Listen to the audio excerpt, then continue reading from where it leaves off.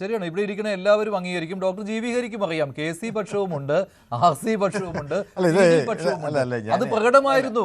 ഇത്തവണത്തെ മുഖ്യമന്ത്രിയെ തെരഞ്ഞെടുക്കുന്നതിൽ പ്രകടമായി വന്നു. പക്ഷെ അത്ഭുതത്തോടു കൂടിയാണ് കണ്ടത് KC പക്ഷത്തിലേക്ക് ഇത്രയും MLA മാർ എങ്ങനെ വന്നു എന്നുള്ളത്. പക്ഷേ ഹൈക്കമാൻഡുമായി അടുത്ത് നിൽക്കുന്നുണ്ട് അങ്ങനെ സംഭവിച്ചു. പക്ഷെ അതിനെ തിരിച്ച് നിങ്ങൾ പറയും, ജി വി ഹരി പറയും, ഹൈക്കമാൻഡുമായി അടുത്ത് നിന്നിട്ടും KCയെ മുഖ്യമന്ത്രിയാക്കിയില്ലല്ലോ എന്ന്. അത് മറ്റൊരു സമവാക്യം. അത് ഹൈക്കമാൻഡിന് അവസാനം ബോധ്യമായതും ലീഗിന്റെ സമ്മർദ്ദവും ഒക്കെ അതിൽ കടന്നു വന്നു. ശ്രീ ജി വി ഹരി, ഈ പറയുന്ന ജി വി ഹരി KC പക്ഷമല്ലേ? മഞ്ജുഷ, ഞാൻ ഓപ്പണായി പറഞ്ഞ ഒരാളാണ്. എന്തുകൊണ്ടാണ് അന്നത്തെ ആ സാഹചര്യത്തിൽ അദ്ദേഹത്തെ അങ്ങനെ ഒരു റേസിൽ നമ്മൾ പറയാറില്ല, അങ്ങനെ 3 പേരുടെ പേരുകൾ ഉയർന്നു വന്നപ്പോൾ ഞാൻ എന്തുകൊണ്ട് അദ്ദേഹത്തെ സപ്പോർട്ട് ചെയ്തു? ഞാൻ ഇനിയും അദ്ദേഹത്തെ തന്നെ സപ്പോർട്ട് ചെയ്യും. അതിനകത്തൊരു സംശയമില്ല. കാരണം ഞാൻ പറഞ്ഞല്ലോ, ഓരോരുത്തർക്കും പക്ഷമെന്നല്ല, അവിടെ ഞാൻ പറയേണ്ട കാര്യം ഞാൻ പറഞ്ഞു. ഈ 3 നേതാക്കന്മാരും അല്ലല്ല, ഈ 3 നേതാക്കന്മാർ മുഖ്യമന്ത്രി കസേരയ്ക്ക് അവിടെ KCയുടെ പക്ഷം നിൽക്കുന്നു. പക്ഷമല്ല, അതല്ല പക്ഷം നിങ്ങളല്ല, മനസ്സിലായി. ഞാൻ ആ ടൈം പറയാം. എനിക്ക് ഈ 3 നേതാക്കന്മാരുമായി നല്ല വ്യക്തിപരമായ ബന്ധമുള്ള ആളാണ്, ഈ 3 നേതാക്കന്മാരോട്. കാരണം എനിക്ക് മാത്രമല്ല, ഓരോരുത്തർക്കും ചിലപ്പോൾ കുറച്ച് അധികം സ്നേഹമുണ്ടാവും. ഇപ്പം ഞാൻ പറയട്ടെ, ഇപ്പോൾ നമുക്ക് തന്നെ കുഞ്ഞുങ്ങളുടെ ഇടയിൽ പരിശോധിച്ചാൽ തന്നെ നമുക്ക് 2 കുഞ്ഞുങ്ങളുണ്ടെങ്കിലും ചെറിയൊരു സ്നേഹം ചിലപ്പോൾ എല്ലാവരുടെ കാര്യത്തിലല്ല ഞാൻ പറയുന്നത് എന്ന് പറഞ്ഞതുപോലെ ചില നേതാക്കന്മാർ നമ്മളോട് വ്യക്തിപരമായ ഒരു കാര്യമാണ്. അതൊരു വ്യക്തിപരമായ കാര്യമാണ്. ഈ MLA-മാരെ സംബന്ധിച്ചിടത്തോളം അവരുമായി വ്യക്തിപരമായ അഭിപ്രായമാണ് അവർ രേഖപ്പെടുത്തിയിട്ടുള്ളത്. അതിനകത്ത് അതിൻ്റെ അർത്ഥം എന്ന് പറഞ്ഞു കഴിഞ്ഞാൽ ശ്രീ രമേശ് ചെന്നിത്തലയോട് അവർക്ക് വിദ്വേഷമുണ്ടെന്നോ അല്ലെങ്കിൽ ശ്രീ VD സതീശനോട് അവർക്ക് വിദ്വേഷമുണ്ടെന്നോ ഒന്നുമല്ല. ഇനി ഈ പറഞ്ഞ MLA-മാരോടും ഇതിന് ശേഷം അദ്ദേഹത്തെ പ്രഖ്യാപിച്ചതിന് ശേഷം ശ്രീ VD സതീശൻ്റെ സമീപനം എന്തായിരുന്നു? വളരെ സ്നേഹത്തോടെയല്ലേ അദ്ദേഹം ഇടപെടുന്നത്. അല്ലെങ്കിൽ ശ്രീ രമേശ് ചെന്നിത്തല, ഇപ്പം ഞാൻ ഈ പറഞ്ഞതുപോലെ ഞാൻ ഇന്നലെ ശ്രീ രമേശ് ചെന്നിത്തലയെ കണ്ടിരുന്നു. ഞാൻ അദ്ദേഹത്തിൻ്റെ വീട്ടിൽ പോയിരുന്നല്ലോ, ഞാൻ അദ്ദേഹത്തോട് സംസാരിച്ചിരുന്നു. ഞാൻ കുറേ നേരം അദ്ദേഹത്തിൻ്റെ വീട്ടിലുണ്ടായിരുന്ന ആളാണ്. ഞാൻ ഇന്ന് നമ്മുടെ നിയുക്ത മുഖ്യമന്ത്രിയോടൊപ്പം കുറേ നേരം അദ്ദേഹത്തോടൊപ്പം ഉണ്ടായിരുന്നതാണ്. അതെല്ലാം അവിടെ അവസാനിച്ചു. ഈ ഡിക്ലറേഷൻ കഴിഞ്ഞതോടുകൂടി അതെല്ലാം അവിടെ അവസാനിക്കുകയാണ്, ഒറ്റക്കെട്ടായി മുന്നോട്ട് പോവുകയാണ്. എന്നിട്ടും പ്രശ്നം എന്താണ്? എന്തുകൊണ്ടാണ് ഇപ്പോൾ KC വേണുഗോപാലിനെ ഏറ്റവും കൂടുതൽ, നേരത്തെ ഇവിടെ ശ്രീ ആനന്ദ് കൊച്ചുകൂടി പറഞ്ഞതുപോലെ, ദീപ്തി ആണെങ്കിലും ഞാനാണെങ്കിലും അനിലാണെങ്കിലും അല്ലെങ്കിൽ മറ്റാരെങ്കിലും ആണെങ്കിലും ഒക്കെ തന്നെ അദ്ദേഹത്തെ സപ്പോർട്ട് ചെയ്യേണ്ട ഒരു സാഹചര്യം ഉണ്ടായത് എന്തുകൊണ്ടെന്ന് വെച്ചാൽ നിങ്ങൾ അദ്ദേഹത്തെ പിച്ച് ചീന്താൻ ശ്രമിച്ചു എന്നുള്ളതാണ്. ഒരു കാര്യവുമില്ലാതെ അദ്ദേഹത്തെ പോലെ ഒരു സമുന്നതനായ ഒരു നേതാവിനെ, ഈ പാർട്ടിക്ക് വേണ്ടി അഹോരാത്രം പ്രവർത്തിച്ച ഒരു നേതാവിനെ നിങ്ങളെല്ലാവരും അദ്ദേഹത്തെ ഈ മുഖ്യമന്ത്രി സ്ഥാനം എന്തോ കട്ടെടുത്തു കൊണ്ടുപോകാൻ ശ്രമിച്ച ഒരു നേതാവിനെ, അങ്ങനെയാണ് മാധ്യമങ്ങൾ അവരൊന്നും കോൺഗ്രസ്സുകാരല്ല ഞങ്ങൾ പറഞ്ഞിട്ടുണ്ട്. അവരൊക്കെ ഇതിനകത്ത് നുഴഞ്ഞു കയറി അത്തരത്തിൽ പാർട്ടിയുടെ പ്രധാനപ്പെട്ട നേതാക്കന്മാരെ ശ്രീ ഉമ്മൻചാണ്ടിയുടെ ചിത്രമടക്കം വലിച്ചു കയറിയിട്ടുണ്ടെങ്കിൽ അവരൊക്കെ ഈ പാർട്ടിയിൽ നുഴഞ്ഞു കയറി, ആ പരിപാടിയിൽ നുഴഞ്ഞു കയറി കുഴപ്പമുണ്ടാക്കിയിരുന്നേ ഞാൻ പറയുള്ളൂ. യഥാർത്ഥത്തിൽ കോൺഗ്രസ്സുകാരായിട്ടവരൊന്നും ശ്രീ ഉമ്മൻചാണ്ടിയുടെ ചിത്രമൊന്നും വലിച്ചു കയറില്ല. അപ്പോൾ അതുകൊണ്ട് ഞാൻ പറയാൻ ആഗ്രഹിക്കുന്ന ഒരു കാര്യം, ഇന്നലത്തെ ഞാൻ പറഞ്ഞല്ലോ, ഈ പ്രഖ്യാപനത്തോട് ഈ പ്രശ്നങ്ങൾ തീർന്നു. നാളെ ഈ പറയുന്ന KC വേണുഗോപാൽ തന്റെ ഗ്രൂപ്പ് പിരിച്ചുവിട്ടിരിക്കും. പക്ഷം അത് ഗ്രൂപ്പ് ഉണ്ടെങ്കിലല്ലേ പിരിച്ചുവിടേണ്ട കാര്യമുള്ളൂ. ഞാൻ പറഞ്ഞല്ലോ അങ്ങനെ ഒരു ഗ്രൂപ്പോ ഒന്നുമില്ല. ഞങ്ങളെല്ലാം കോൺഗ്രസ്സുകാരാണ്. ഡോക്ടർ ഹരി മനോഹരമായ അനിശ്ചിതത്വത്തെ ആസ്വദിക്കുന്ന ഒരാളാണെന്ന് മനസ്സിലായി.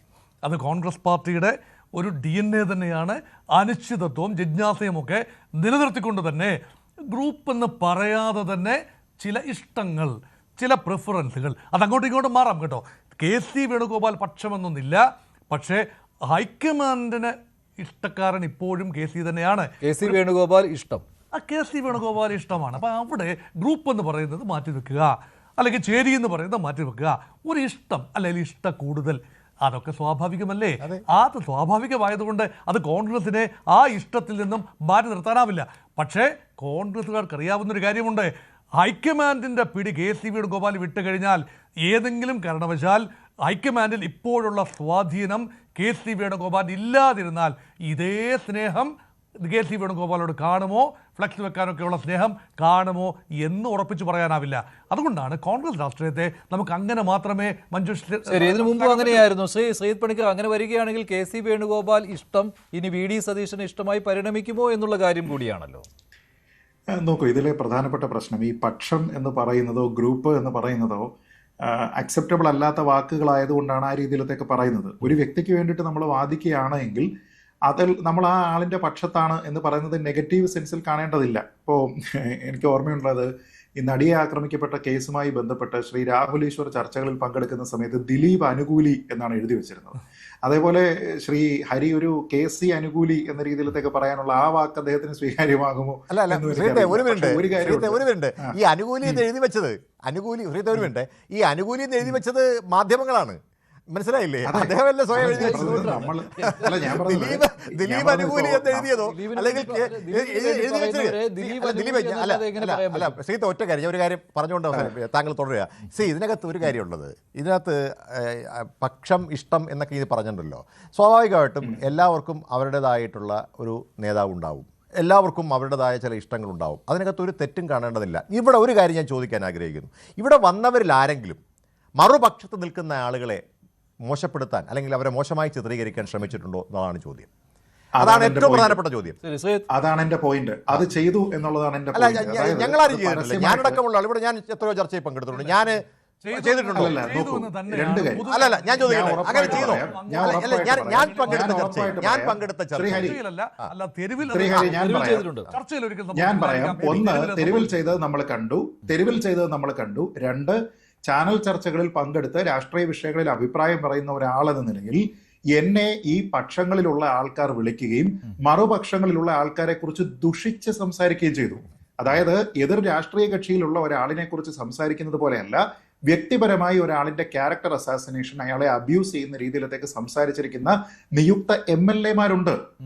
കോൺഗ്രസിന്റെ വക്താക്കളായിട്ടുള്ള ആൾക്കാരുണ്ട്. അക്കൗണ്ടബിലിറ്റിയോട് കൂടിയാണ് ഞാൻ പറയുന്നത്. അപ്പൊ അങ്ങനെ പറഞ്ഞു കഴിഞ്ഞാൽ അതിന് ഗ്രൂപ്പ് അല്ലെ, ശ്രീ ഹരി പറഞ്ഞു എന്നല്ല ഞാൻ പറഞ്ഞത്. നമ്മൾ നല്ല സുഹൃത്തുക്കളാണ്, നമുക്ക് അറിയാവുന്നതാണ്. പക്ഷെ ഞാൻ പറഞ്ഞത് മാന്യമല്ലാത്ത രീതിയിൽ പല ആൾക്കാരുമുണ്ട്. അതേപോലെ TV ചർച്ചകളിൽ വന്നിരുന്ന് മാന്യമായിട്ട് ഒരു പക്ഷത്തിന് വേണ്ടി വാദിക്കുകയും എന്നാൽ രഹസ്യമായി മറ്റു പക്ഷത്തുള്ള ആൾക്കാരെ ദുഷിപ്പ് സംസാരിക്കുകയും ചെയ്തിരിക്കുന്ന ആൾക്കാരുണ്ടെന്നുള്ളത് എന്റെ വ്യക്തിപരമായ ബോധ്യം കൂടിയാണ്. അതുകൊണ്ടാണ് ഞാൻ പറഞ്ഞത് അക്കൗണ്ടബിലിറ്റിയോടെയാണ് സംസാരിക്കുന്നത്. അപ്പൊ ഗ്രൂപ്പ് എന്ന് വിളിച്ചാലും അനുകൂലി എന്ന് വിളിച്ചാലും പക്ഷമെന്ന് വിളിച്ചാലും മറ്റ് രാഷ്ട്രീയ പാർട്ടികൾ ചെയ്യാത്ത കാര്യങ്ങളും ചെയ്തിട്ടുണ്ട്. ഞാൻ കഴിഞ്ഞ ദിവസം ഒരു ചർച്ചയിൽ പറഞ്ഞൊരു കാര്യം മാത്രം പറഞ്ഞ് അവസാനിപ്പിക്കാം. VD സതീശനെ നുണേശൻ എന്ന് വിളിച്ച് ക്യാരക്ടർ അസാസിനേഷൻ CPM നടത്തിയിരുന്നത് വോട്ടെടുപ്പ് ദിവസത്തോടു കൂടി തീർന്നു. പിന്നെ അദ്ദേഹത്തെ അവർ അധിക്ഷേപിക്കാനായിട്ട് മെനക്കെട്ടിട്ടില്ല. ആ ദിവസം മുതൽ VD സതീശനെയും അതേപോലെ അങ്ങോട്ടും ഇങ്ങോട്ടും ഈ ക്യാമ്പുകളിലുള്ള ആൾക്കാരെയും അധിക്ഷേപിക്കുന്നതിന് ശ്രമിച്ചത് കോൺഗ്രസ്സുകാർ തന്നെയാണ്. ശരിയാണ്, ശരി, അത് കൃത്യമായ കാര്യമാണ്. അതായത് പിണറായി വിജയനെ തോൽപ്പിക്കുന്നതിനേക്കാൾ കഠിനമായിരുന്നു VD സതീശന് KC പക്ഷത്തെയും അതുപോലെ തന്നെ RC പക്ഷത്തെയും തോൽപ്പിക്കുന്നത്. ശരി, നന്ദി. ചർച്ചയിൽ പങ്കെടുത്ത എല്ലാവർക്കും എന്തായാലും നാളെ മന്ത്രിമാരുടെ പട്ടിക പൂർണ്ണമാകും എന്ന് തന്നെ പ്രതീക്ഷിക്കാം. ഇന്നത്തെ ചോദ്യം ഇതായിരുന്നു: ലീഗിന് 5 മന്ത്രിമാരെ നൽകുന്നതിനോട് യോജിക്കുന്നുണ്ടോ? യോജിക്കുന്നവർ 67%, ഇല്ലാത്തവർ 29%.